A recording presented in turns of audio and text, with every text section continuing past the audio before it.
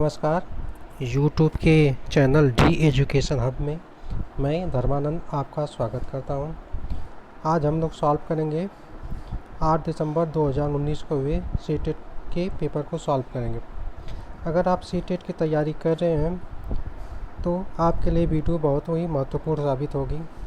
अगर आप सीटेट में अच्छा नंबर पाना चाहते हैं तो आपको प्रीवियस ईयर को सॉल्व करना बहुत ज़रूरी है, क्योंकि सीटेट में क्वेश्चन को आप रट के नहीं सॉल्व कर सकते।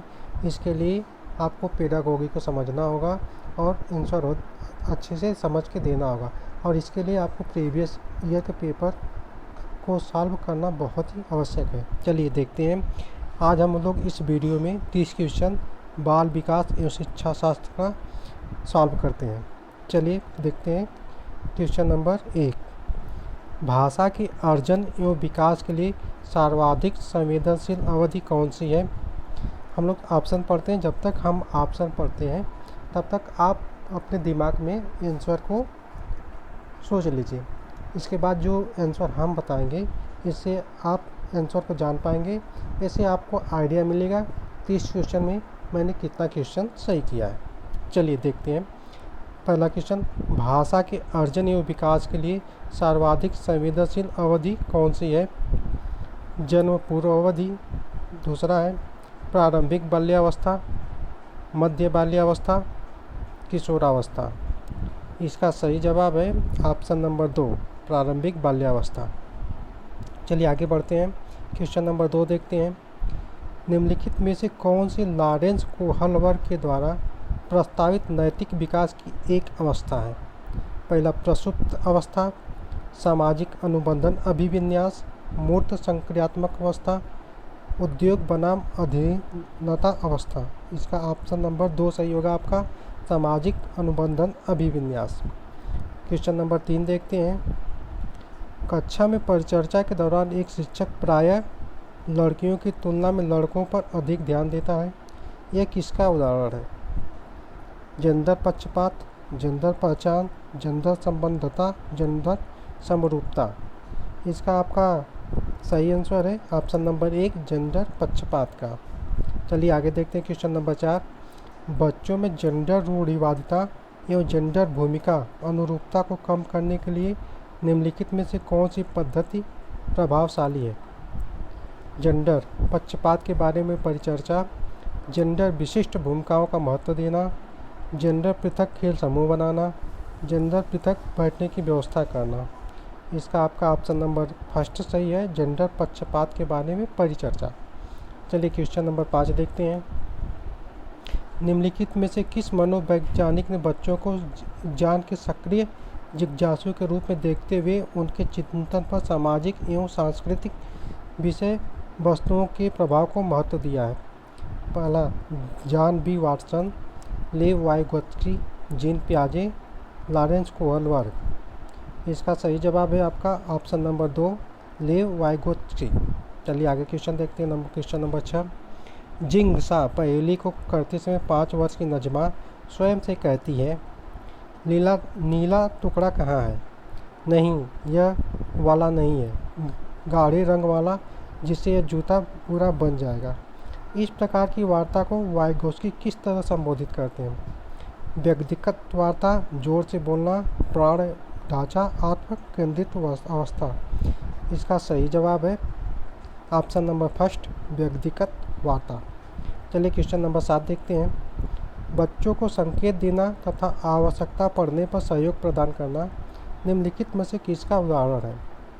प्रबलन, अनुबंधन, मॉडलिंग, प्राण ढांचा। इसका ऑप्शन नंबर आपका 4 सही है, प्राण ढांचा। चलिए क्वेश्चन नंबर 8 देखते हैं। निम्नलिखित व्यवहारों में कौन सा जीन पियाजे के द्वारा प्रस्तावित मूर्त संक्रियात्मक अवस्था को विशेषित करता है? परिकल्पित निगमनात्मक तर्क, तथ्यात्मक विचार, संरक्षण कक्षा समावेशन, आस्थगित अनुकरण, पदार्थ अस्तित्व, प्रतीकात्मक खेल, विचारों की अनुक्रमता। इसका आपका ऑप्शन नंबर 2 सही है, संरक्षण कक्षा समावेशन। चलिए क्वेश्चन नंबर 9 देखते हैं। बच्चों के संज्ञानात्मक विकास के संदर्भ में निम्नलिखित में कौन सी पियाजे की संरचना है? पहला स्कीमा, अवलोकन, अधिगम, अनुबंधन और प्रबलम। इसका सही आंसर है स्कीमा, ऑप्शन नंबर 1। चलिए क्वेश्चन नंबर 10 देखते हैं। आकलन का प्राथमिक उद्देश्य क्या होना चाहिए? विद्यार्थी के लिए श्रेणी निश्चित करना, संबंधित अवधारणाओं के बारे में बच्चों की स्पष्टता तथा भ्रांतियों को समझना, विद्यार्थियों के प्राप्तांक के आधार पर उनको नामांकित करना, रिपोर्ट कार्ड में उत्तीर्ण तथा अनुत्तीर्ण अंकित करना। चलिए इसका सही जवाब आप जानते हैं, ऑप्शन नंबर 2 सही है। संबंधित अवधारणाओं के बारे में बच्चों की स्पष्टता तथा भ्रांतियों को समझना। चलिए क्वेश्चन नंबर 11 देखते हैं। निम्नलिखित कथनों में से कौन सा बुद्धि के बारे में सही है? बुद्धि एक निश्चित योग्यता है जो जन्म के समय ही निर्धारित होती है।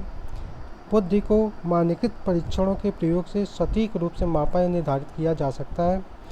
बुद्धि एक एकात्मक कारक तथा एक एकांकी विशेषक है। बुद्धि बहुत आयामी है तथा जटिल योग्यताओं का एक समूह है। इसका सही आंसर है ऑप्शन नंबर 4। बुद्धि बहुआयामी तथा जटिल योग्यताओं का एक समूह है। चलिए क्वेश्चन नंबर 12 देखते हैं। रूही हमेशा समस्या के एकाधिक समाधानों के बारे में सोचती है। इनमें से काफ़ी समाधान मौलिक होते हैं। रूही किन गुणों का प्रदर्शन कर रही है? सृजनात्मक विचारक, अभिसारिक विचारक, अनम्य विचारक, आत्म केंद्रित विचारक। क्वेश्चन नंबर 12 का सही आंसर है क्वेश्चन नंबर 1, सृजनात्मक विचारक। क्वेश्चन नंबर 13 देखते हैं। शिक्षण अधिगम प्रक्रिया में वंचित समूह से संबंधित विद्यार्थियों के द्वारा सहभागिता कम करने की स्थिति में एक शिक्षक को क्या करना चाहिए?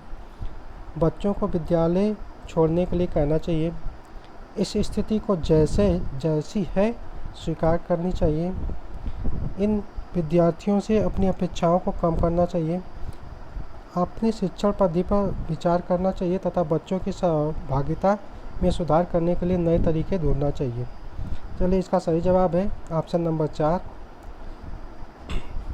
चलिए क्वेश्चन नंबर 14 देखते हैं। एक समवासी कक्षा में एक शिक्षक को विशिष्ट शैक्षिक योजनाओं को ऑप्शन नंबर 1 तैयार नहीं करना चाहिए, कभी कभी तैयार करना चाहिए, सक्रिय रूप से तैयार करना चाहिए, तैयार करने के लिए हतोत्साहित करना चाहिए। इसका सही जवाब है सक्रिय रूप से तैयार करना चाहिए। क्वेश्चन नंबर 15 देखते हैं। पठन वैफल्य बच्चों के प्राथमिक लक्षण क्या हैं? न्यून अवधान विकार, अपसारी चिंतन, पढ़ने में धारा प्रभाविता, धारा प्रवाह पढ़ने की अक्षमता, एक ही गति विशिष्ट कार्य को बार बार करना। इसका सही जवाब है ऑप्शन नंबर 3, धारा प्रवाह पढ़ने की अक्षमता। चलिए क्वेश्चन नंबर 16 देखते हैं। शिक्षा का अधिकार अधिनियम 2019 में उल्लेख की गई सामूहिक शिक्षा की अवधारणा निम्नलिखित में किस पर आधारित है? व्यवहारवादी सिद्धांत, अशक्त बच्चों के प्रति एक सहानुभूतिक अभिवृत्ति, अधिकार आधारित मानवतावादी परिप्रेक्ष्य, मुख्यतः व्यावसायिक शिक्षा उपलब्ध करा के अशक्त बच्चों को मुख्य धारा में शामिल करना। इसका सही जवाब है आपका ऑप्शन नंबर 3, अधिकार आधारित मानवतावादी परिप्रेक्ष्य। चलिए क्वेश्चन नंबर 17 देखते हैं। संरचनावादी ढांचे में अधिगम प्राथमिक रूप से यंत्रवत याद करने पर आधारित है, प्रबलम पर केंद्रित है, अनुबंधन द्वारा अर्जित है, अवबोधन की प्रक्रिया पर केंद्रित है। इसका सही जवाब है ऑप्शन नंबर 4, अवबोधन की प्रक्रिया पर केंद्रित है। चलिए देखते हैं क्वेश्चन नंबर 18। अनेक घटनाओं के बारे में बच्चों के द्वारा बनाए गए सहानुभूत सिद्धांतों के संदर्भ में एक शिक्षिका को क्या करना चाहिए? ऑप्शन नंबर 1, बच्चों के इस सिद्धांत को अनदेखा करना चाहिए, बच्चों को दंडित करना चाहिए, बार बार याद करने के द्वारा एक सही सिद्धांत को बदल देना चाहिए, प्रतिकूल प्रमाण एवं उदाहरणों को प्रस्तुत करके बच्चों के इन सिद्धांतों को चुनौती देना चाहिए। इसका सही जवाब है ऑप्शन नंबर 4। चलिए क्वेश्चन नंबर देखते हैं 19। छात्र केंद्रित शिक्षा शास्त्र की क्या विशेषता है? केवल पाठ्य पुस्तकों पर निर्भर होना, बच्चों के अनुभवों को प्रमुखता देना, यंत्रवत याद करना, योग्यता के आधार पर विद्यार्थियों को नामांकित करना तथा वर्गीकृत करना। इसका सही जवाब है बच्चों के अनुभवों को प्रमुखता देना, ऑप्शन नंबर 2। चलिए क्वेश्चन नंबर 20 देखते हैं। संवेग एवं संज्ञान एक दूसरे से डैश खाली स्थान है पहला पूर्णतः अलग, स्वतंत्र, सन्निहित, संबंधित नहीं है। इसका सही जवाब है ऑप्शन नंबर 3। चलिए क्वेश्चन नंबर 21 देखते हैं। संरचनावादी सिद्धांतों के अनुसार अधिगम के बारे में निम्नलिखित कथनों में से कौन सा सही है? ऑप्शन नंबर 1, अधिगम पुनरुत्पादन एवं स्मरण की प्रक्रिया है। अधिगम यंत्रवत याद करने की प्रक्रिया है। अधिगम आवृत्ति संबंध के द्वारा व्यवहारों का अनुबंधन है। अधिगम सक्रिय विनियोजन के द्वारा ज्ञान की संरचना की प्रक्रिया है। इसका सही जवाब है ऑप्शन नंबर 4। 21 का 4 सही है। अधिगम सक्रिय विनियोजन के द्वारा ज्ञान की संरचना है। चलिए क्वेश्चन नंबर 22 देखते हैं। विद्यार्थियों को स्पष्ट उदाहरण एवं गैर उदाहरण देने के क्या परिणाम है? ऑप्शन नंबर 1, अवधारणात्मक परिवर्तनों को प्रोत्साहित करने के लिए एक प्रभावशाली तरीका है। यह विद्यार्थियों के दिमाग में भ्रांतियाँ उत्पन्न करता है। यह अवधारणाओं की समझ में अभाव पैदा करता है। यह अवधारणात्मक समझ के बजाय कार्यावधिक प्रक्रियात्मक ज्ञान पर ध्यान केंद्रित करता है। 22 का आपका आंसर नंबर 1 सही है। चलिए क्वेश्चन नंबर देखते हैं। 23 नंबर, बच्चों को अधिगम गतिविधियों की भागीदारी करने के लिए लगातार पुरस्कार एवं दंड का प्रयोग करने से क्या प्रभाव पड़ता है? ऑप्शन नंबर 1, बाहरी अभिप्रेरणा कम होती है, आंतरिक अभिप्रेरणा बढ़ती है। यह बच्चों को प्रदर्शित आधारित लक्ष्यों के बजाय निपुणता पर ध्यान देने के लिए प्रोत्साहित करेगा। अधिगम में बच्चों की स्वाभाविक अभिरुचि तथा जिज्ञासा कम होती है। 23 का आपका सही जवाब है ऑप्शन नंबर 4। अधिगम में बच्चों की स्वाभाविक अभिरुचि तथा जिज्ञासा कम होती है। चलिए क्वेश्चन नंबर देखते हैं। 24, निम्नलिखित में कौन सी प्रथाएं सार्थक अधिगम को बढ़ावा देती है? पहला शारीरिक दंड, सहयोगात्मक अधिगम पर्यावरण, सतत एवं समग्र मूल्यांकन, निरंतर और तुलनात्मक मूल्यांकन। इसका ऑप्शन नंबर आपका 2 सही है। 2 में आपका है सहयोगात्मक अधिगम पर्यावरण एवं सतत एवं समग्र मूल्यांकन। चलिए क्वेश्चन नंबर हम 25 देखते हैं। शिक्षक बच्चों की जटिल अवधारणाओं की समझ को किस प्रकार सहज कर सकते हैं? एक व्याख्यान देकर, प्रतियोगात्मक अवसरों की व्यवस्था करके, बार बार यांत्रिक अभ्यास के द्वारा, अन्वेषण एवं परिचर्चा के लिए अवसर उपलब्ध करा के। इसका ऑप्शन नंबर 4 सही है। अन्वेषण एवं परिचर्चा के लिए अवसर उपलब्ध करा के। चलिए क्वेश्चन नंबर 26 देखते हैं। एक प्राथमिक विद्यालय की अध्यापिका बच्चों को एक प्रभावशाली समस्या समाधानकर्ता बनने के लिए किस प्रकार से प्रोत्साहित कर सकती है? ऑप्शन नंबर 1, प्रत्येक छोटे कार्य के लिए भौतिक पुरस्कार देना, केवल प्रतिक्रियात्मक ज्ञान पर बल महत्व देकर, गलत उत्तरों को स्वीकार करके और दंडित करके, बच्चों को सहानुभूत अनुमान लगाने के लिए प्रोत्साहित करके तथा उन पर आधारित मंथन करके। क्वेश्चन नंबर 26 का आपका ऑप्शन नंबर 4 सही है। चलिए क्वेश्चन नंबर 27 देखते हैं।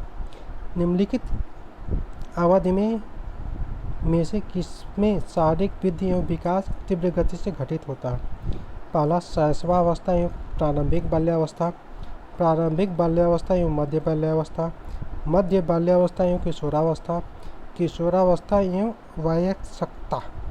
चलिए इसका देखते हैं। क्वेश्चन नंबर 27 का सही जवाब है ऑप्शन नंबर 1, शैशवावस्था एवं प्रारंभिक बाल्यावस्था। क्वेश्चन नंबर 28, निम्नलिखित में कौन सा विकास का सिद्धांत नहीं है?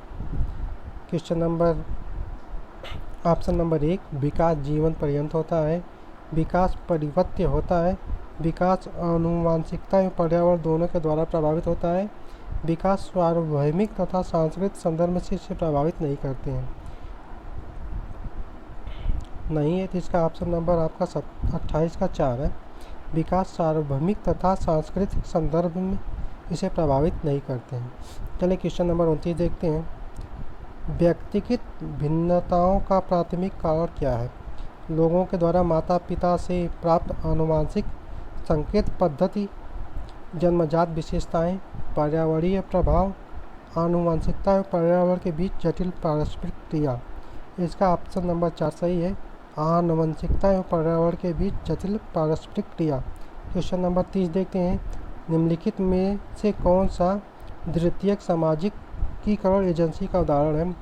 परिवार एवं पास पड़ोस, परिवार एवं मीडिया, विद्यालय एवं मीडिया, मीडिया एवं पास पड़ोस। इसका ऑप्शन नंबर आपका 3 सही है, विद्यालय एवं मीडिया। फ्रेंड्स, आज के वीडियो में बस इतना। हम अगले वीडियो में हम हिंदी का 30 क्वेश्चन सॉल्व करेंगे। चलिए आज की क्वेश्चन के लिए यहीं विराम देते हैं। अगले क्वेश्चन में फिर मिलते हैं। धन्यवाद।